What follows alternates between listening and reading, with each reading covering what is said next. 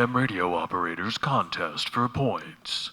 Howdy everybody, I'm Steve, KM9G. We do a thing called FT8 Poker.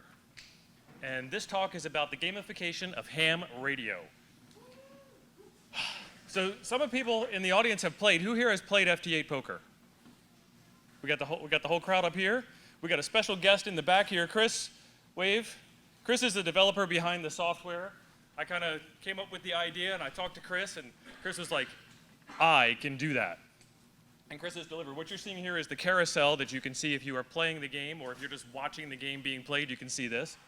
We do this as a live stream on YouTube. We're going to go to a once-a-month format to start off. It's been kind of a slow start to get back into the groove of things. But what the concept here is that as you make an FT8 contact, there is a special section inside of the FT8 software that will send a packet out to the internet. And depending on which software you use, it'll send it out as UDP, or it'll send it out as TCP. And if you guys want to really get nerdy, we can talk about the differences between those things. But one of them means it might not get there, and one of them means it'll definitely get there, and we're going to keep trying until it does. And what that packet includes is an ADIF record, and the ADIF record talks about your power, and a friendly comment if you care to leave one, and who you are, and who you contacted. And then it also includes grid squares. And because of the magic of grid squares and the location data that is from you to them and all kinds of stuff, and Chris even does some QRZ lookups, we can tell how far away your contact is. Does anybody here not know what FT8 is before I get too far in the weeds of FT8? We can barely hear you in the mic. Much closer. All right. So, if everybody here knows what FT8 is, you don't know what FT8 is. All right. FT8 is a software that you can use on your computer to send out what we call weak signals. And it basically has a very specific set of macros, a very specific set of transmissions that it sends. And I am listening at a very specific time, and you are sending at a very specific time, on a very specific frequency, a very specific message. So I know what to expect from you, when to expect it, and where to expect it. And I'm listening for that, which gives me at least a good 75% chance as opposed to just calling CQ randomly.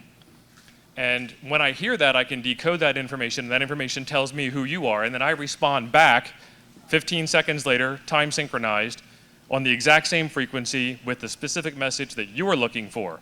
And we do enough of these exchanges back and forth that I get to find out what your call sign is, and I get to find out what your grid square is, and we get to do the QSO confirmation. And as long as all of those things happen, it's considered a successful contact. Each one of these contacts takes 1 minute and 15 seconds if you're doing it by the book.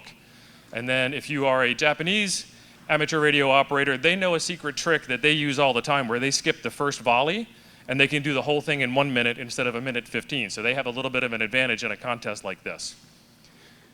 So with that information that is pulled in and recorded and then sent up to the server, what we have is that distance data that I was talking about earlier. And inside of that distance data, we give you a random weighted chance to get a better contact.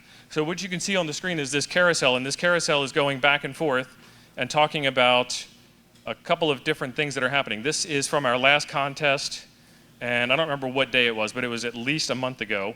And Andy, is Andy here in the chat? In the chat. Like I'm on YouTube again. Is Andy here in the room? I didn't see him. He's here at the show. Andy won the round, and you can see that Andy won the round with a pair of jacks, a king, a 4, and a 3. And I know that Andy was running at least 100 watts, and I can look into these contacts, and I can find out who he contacted and what all it means. And because I'm standing in front of this screen, I can't actually see it. So Andy made a contact. His first contact was PC2J on 20 meters, FT8, and he sent a signal report of -16, that's -16 dB, and he received a signal report of 2 dB. So this is not your typical 5-9 signal reports or something along those lines. I personally have seen the range go from -26 to +26. So that gives you an idea of what kind of signal this was. Andy says he's running 50 watts, and the distance of this contact from Andy, who is in Indiana, to PC2J, I think PC2J is Brazil. Does that sound familiar? Netherlands, even better. So 6,859 kilometers, and he received a jack for his efforts. So you can see the rest of the contacts, and they all kind of work out the same way. And you don't have to get all of the cards in order to make it to the scoreboard. You'll see some people at the end of the scoreboard did not do that. Let me go all the way to the bottom of the screen here, too far. And we'll go to the very last page. And you can see these are people that didn't complete 5 contacts in the amount of time that it was allotted for the contest. And we try to do 2 or 3 of these depending on the night. Sometimes what was the one we did? We did like 4 or 5 hours one day just playing with this. Yeah, like Christmas Day or something. You know, after all the Christmas presents were handed out and everybody was in their food comas, we all went and played ham radio and hung out together as a big family. So you don't have to get all the cards, and depending on how the game rolls, I mean, like any poker game, you could just come in with a pair of aces and win at the very last minute and beat everybody else's hand, because it was a pair of jacks that won the round this time. So I didn't see Andy. Chris is sitting in the back. Chris got a pair of 6s, a jack, a 7, and a 2, and then Jim is sitting over here in the front. And Jim got a pair of 4s, a 9, and an 8, and a pair of 4s put Jim in 3rd place. So this is the way that we have thought about gaming ham radio and making it a little more attractive and a little more interesting to some people. And we chose FT8 because we want to be in the room talking to each other and having fun and, you know, playing games and, you know, what people do when they play together games in real life. And if you're trying to do like an SSB contact, we can't hear each other because we're all shouting in the same room together, and I can't hear the contact I'm making. They hear me plus all the other, you know, din in the room. So this seemed like a really good way to do this because this is silent as far as our voices are concerned and our ears are concerned. We don't have to have the radio volume turned up in order to play this game because the radio will happily transmit without you listening. So that was one of the things that we had chosen FT8 for, was because we could have that camaraderie and bring us together as a group. And a lot of things have sparked out of this. One of the things that we did, Carlos was able to play one day on stream, but he wasn't able to play in the game, and he was out actually going and getting fast food, and he wound up getting one of those Impossible burgers, and we never let him live it down. So that was a fun time. The other thing that we can do is we can record this data in real time, and that's a very important thing for modern contesting in my mind, is the real-time scoring, because I've done like a state QSO party or something, and you don't know what the results are, whether you won, whether you placed, where you placed, for sometimes a month or more before you get the answer. And it's kind of just like, I played, I had fun doing it, but I have no idea what my results were. So this is actually, as you make the contact and you log it, your card is shown on screen, and you have this, like, what am I going to get? How's it work out? And then you can kind of figure out, while you're playing this, a better way to operate your radio. You know, the long-distance contacts make a difference over short-distance contacts. Power levels make a difference over, you know, higher power has a different amount of chances than lower power. Let's see if I can get into the way the settings are. That went into the sprint. There it is. We were actually going to do this live, but we had some technical difficulties getting this set up. Okay. So this is a rule that is in the rule book, and there's, as you can see behind the white box, there's a bunch of rules down the left-hand side. The first rule name is 2 meter, 70 centimeter QRP contact less than 125 kilometers. So you can kind of guess what we're shooting for here. And there's a bunch of definitions of what that rule is. So your QSO band is 2 meters, or your QSO band is 70 centimeters, or it's 33 centimeters, or it's 23 centimeters. And we can drop down and we can pick any one of the bands that we'd like to pick here. And after that, you can pick your transmit power. And if it is 0 watts to 10 watts, then you qualify for this rule card. And then if your distance is less than 125 kilometers, you qualify for this. So you make up all of these, you know, kind of complex rules that pick what kind of results you get. And then we see the probability that you have of the different kinds of cards. So this is where it gets to be a little bit interesting. Chris, do we make these rules public other than talking about them? No, there's a rules section on the website kind of lays out the base case for percentages. Okay. Card game, but we haven't socialized this. Okay, yeah. I mean, we talk about what this is while we're doing the contest, but outside of, like, I mean, going into actual decimal percentages of what kind of card probability you would get would take several hours to do. But you can see that you have a higher chance of getting a 2, then a 3, then a 4, and then all the way down they kind of get smaller and smaller, where you have 0 chance of getting an ace or a joker with that kind of power at that kind of distance on that band. And Chris has gone through and he's created one of these for pretty much each band, each power level, and each set of distances. So let's take a look at QRO, general HF, here we go. QRO general HF 9,000 kilometers to 11,249 kilometers, and this is bands 160, 80, 40, 20, 15, and 60. And then your power level is 100 watts or less. No, sorry, 100 watts or more. I read that backwards. And then your distances, and you can see you have a lower probability of getting a 2, and your cards start to go up a little bit. And then this one kind of curves in a different direction. Instead of going straight over to one side, it curves, back on itself. And you still wind up with a 0% chance of getting a joker. And the cool thing about this is we can create more than just a poker game. Poker was like a pretty fun way to do this. But initially the way that we started this out was just with regular contacts, and then whoever got the most contacts was the winner. And then we started to filter in a little bit more rules with this. Instead of just whoever got the most contacts was the winner, it was prioritized if you said that you were out doing a POTA activation while you were doing the contest, you had a higher weight of score. And then it was also prioritized if you were on technician-capable bands doing this, that you had a higher chance of getting a better score. And what we were trying to do there was incentivize going out and doing remote operations in a park, or incentivizing trying to make contacts with people with a lower license class to get them excited and interested into what we were doing. And we found that there were some ways to cheat, and we found some ways to fix cheaters. And I don't see the cheater in the room with us here. I don't think he's here. I won't mention the cheater's name, but his call sign is N8YO.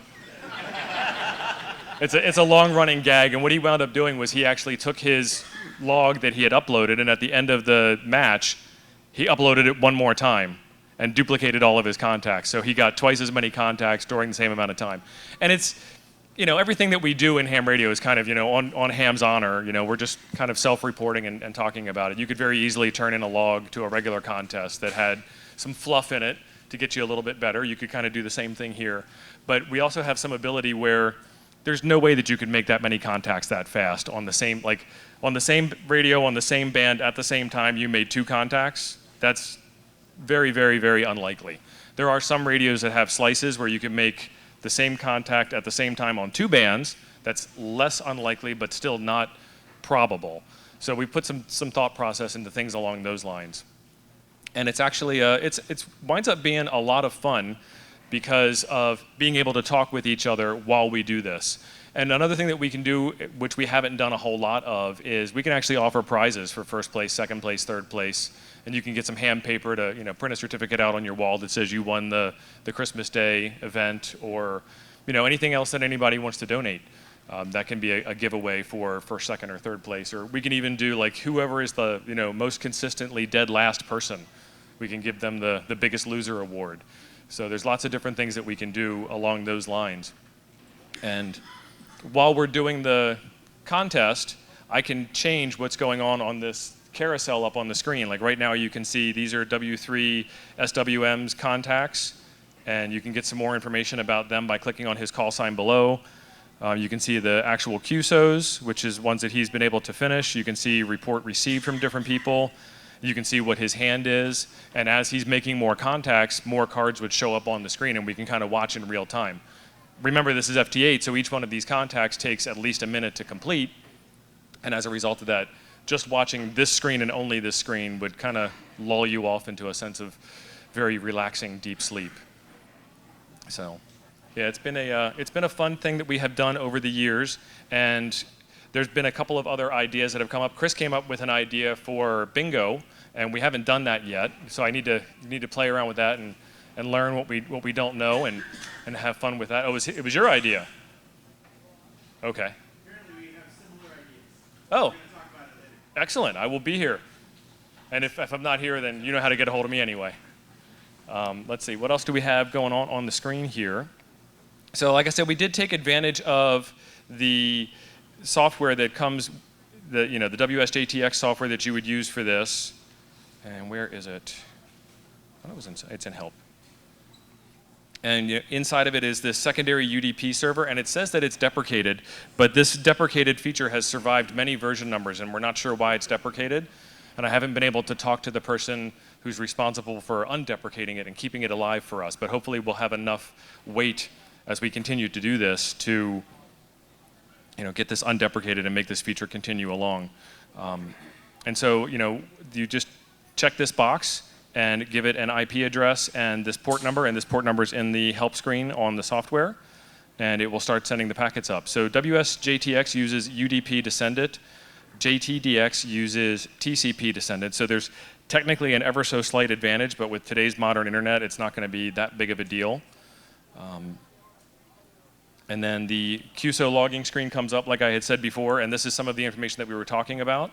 So there is your band, your signal report in each direction, your grid square, your transmit power, and this transmit power field is how we can tell what your power is. So this is one of those opportunities that I talked about before where you could just kind of fake your way into a better or worse score, but you'd have to really know the probability statistics inside of the rules to know if this was something useful to do or not. And if you're tweaking this while you're making your contacts, you're not making as many contacts. So you have to kind of weigh that in as you go. So there's a whole lot of strategy that can go into this. Do I make a lot of high signal report contacts locally within my area, or do I prioritize DX contacts? I have to watch how this person makes their contacts and see if they are actually prioritizing local contacts over DX contacts. Are they actually going to answer me? Because there's a chance that some people just answer whoever calls, and then there's another chance that some people actually are trying to, like some people will say, CQWI, they're looking for contacts in Wisconsin, and some people will just say CQ and take any contact from anywhere. So that all really does play into it. So there might be an opportunity where you're in Wisconsin and somebody's looking for Wisconsin, and I would prioritize that contact if I knew I could make it. And then, so you also have to know your band conditions, and you have to know your antenna, and you have to know your skip zones, and you have to really know quite a bit about how ham radio operates in order to get just that extra little bit. If you guys have ever done any kind of contesting or racing or anything that involves any kind of strategy, what you'll find is that the difference between first, second, and third place is little tiny details like that. And so as you're trying to make your contacts, you have to figure it out. And there are some programs out there. There's WSJTZ, and then there's also Auto FT8, and there's some other software along that line that will do automatic contacts. And as they're doing automatic contacts, they're not going to be as good as an involved human being will be. I've seen them get stuck on contacts and not finish them. I've seen them prioritize the wrong kind of contacts. And as a result of doing that, you're not winning the contest because you're not paying attention. Even the WSJTX software itself, when you're using it, it sometimes gets stuck. Or you'll wind up getting stuck with somebody who keeps making the same contact with you if you have it set to auto-respond to the first caller. And these are some gotchas that you'll have to figure out as you play the game. And sometimes I've had it where somebody won't leave me alone, and I've had to change time slices, or I've had to change bands entirely to get away from that person, because as I'm trying to actually make a good contact, this person keeps getting into my queue first, and I've already made a contact with them. Chris, did we tell this software not to allow duplicates or to penalize for duplicates? Yeah, you'll notice that I think in one of the contacts you'll see a red bar that goes across the prevent use. Okay. Okay, yet. I like that. So in the original version of this, you got a penalty of,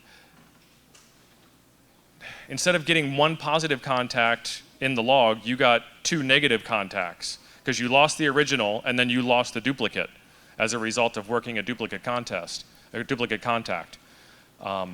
And so that was, again, an idea to try to keep you involved, to try to keep you present during the contest. Because you could set it up if you really wanted to. You and a friend could sit there and make the same contacts over and over again. And when you're only counting the raw number of contacts, it's a really easy way to rig the game, a really good strategy at first until we introduce that no duplicates rule.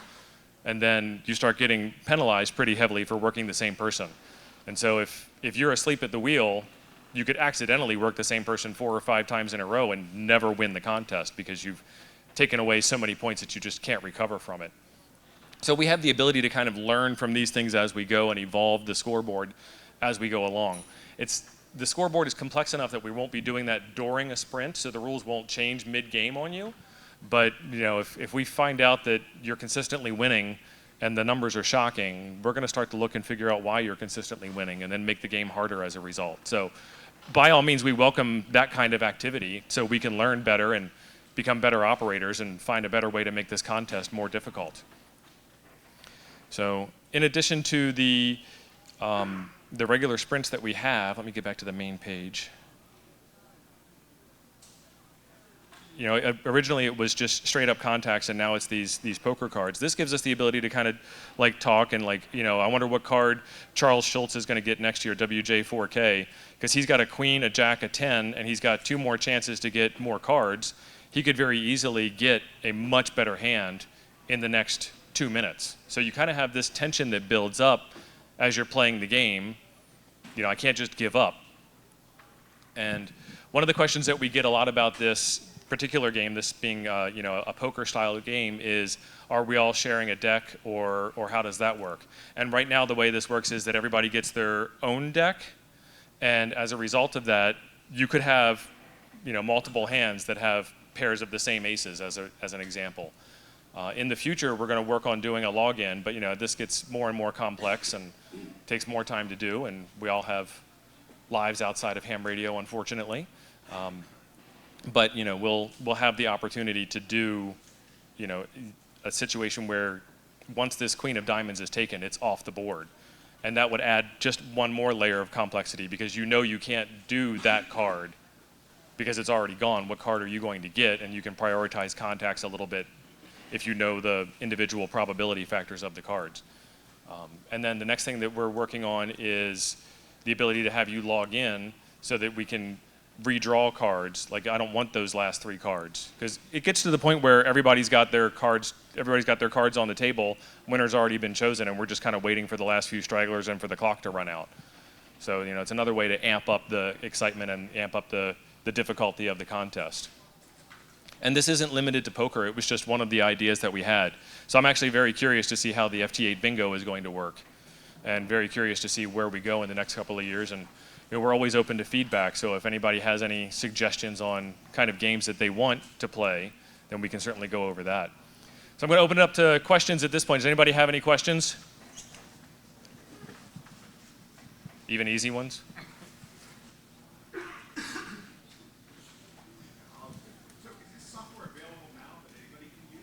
It is software that's available that anybody can play when we set up a sprint, and right now the keys to start the engine are held with us.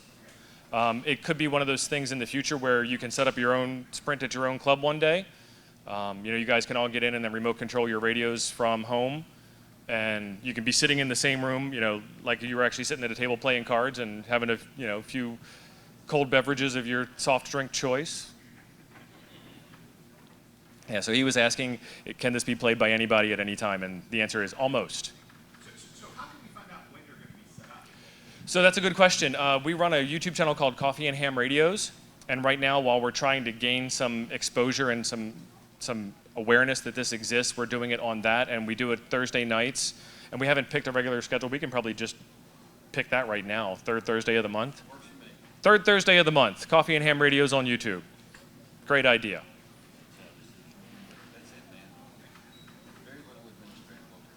Yeah, so it's a very flat organizational structure in Coffee and Ham Radios. So, any other questions? There was one over here somewhere, I thought. So that's FT8 in WSJTX in standard mode, or you go into one of the contest mode? This is in standard mode currently. We did do a Fox and Hound mode once, just to see what it was like. But the game right now is not set up for Fox and Hound. That would be pretty interesting. Not just that, when you go to advance and you say you're running a contest and they have a few contests you can pick there, so that would give you a more separate log from your regular FT8 log. Would that affect the way the software performs? If it's something you can do on your end, go for it. I guess you're doing the separate data channel into your Yeah, so it will be in your regular log on your hard drive, And then this will also upload as you make contacts. And what a lot of people do is they just leave that box checked and upload, all week long, all month long, outside of the contest. When you say you're talking outside, are you in like a team speak chat? So the way that we're doing it right now is with a YouTube live stream. And so while we're hosting the live stream, there's the chat that's going on, and there are people that are having conversations in the chat. We've got a couple of hecklers sitting over here in the peanut gallery that are regulars on the show, and they usually say things. And then there's a couple of hecklers back here that haven't played in a while, boys. And we're waiting for them to, oh, really? We're waiting for them to get back into the game. So they're in the chat, and they're chatting back and forth with us. And then we also have a Discord chat server that we run that's open 24/7, and people talk in that all the time as well. Do people use JT Alert to pop up windows on people's? We don't do that yet, but If you have JT Alert running in the internet channel somebody to pop up on the screen. yeah, that would be neat. Yeah, so he was asking if we use JT Alert. We don't use JT Alert yet, but we can certainly try it. And that's the other thing that we're doing is everything is wide open. Everything is on the table to do and learn about and grow. Any other questions?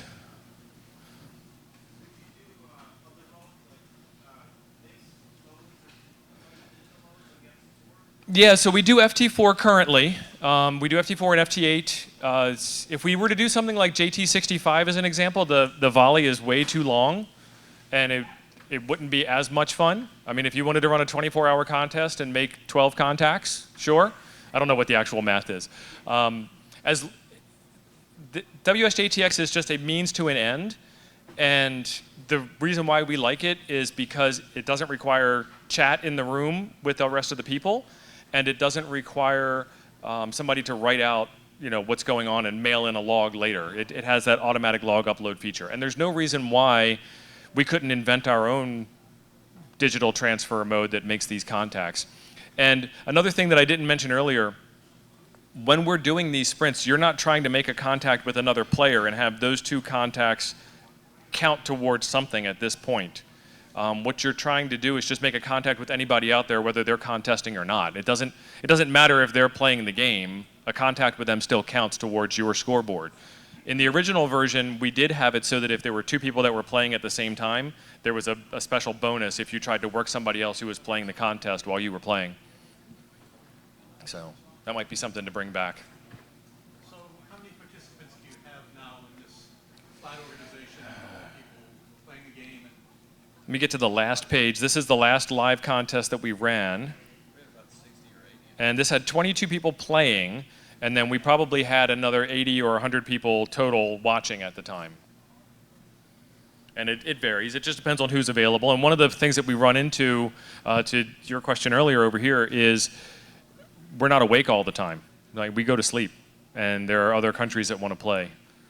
So we have some people that do stay up late at night to play, and sometimes we rotate it to like Saturday morning or something like that, or a special holiday event to get different people able to play.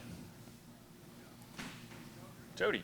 Yeah, so you and Chris, have you talked about commercializing this so clubs can have their own contests and host them themselves? So we have talked about commercializing it, and then you run into the pecuniary interest rule in America, and I don't know that it applies, but I'm not a lawyer, and I'm certainly not your lawyer, and I'm not even in your country.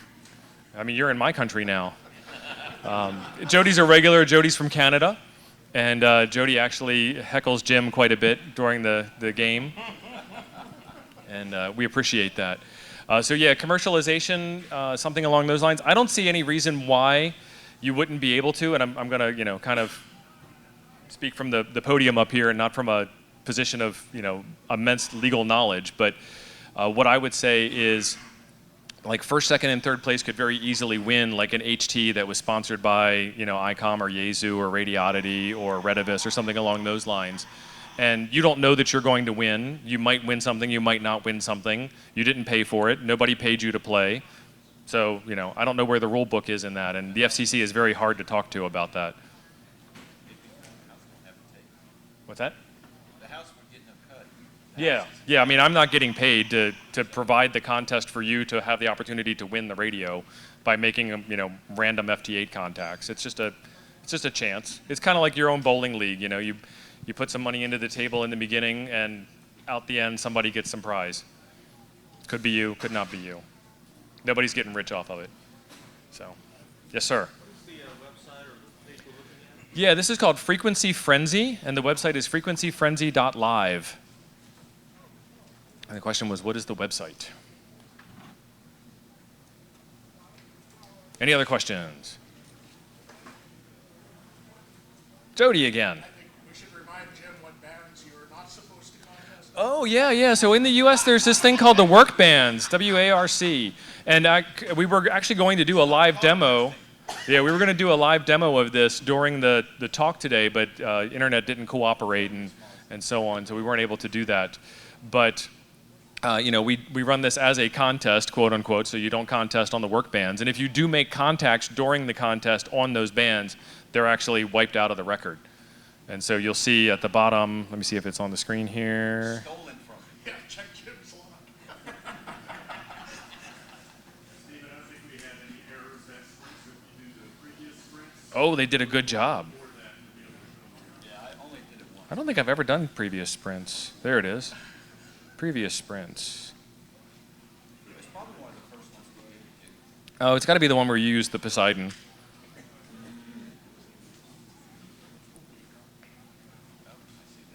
There it is, errors.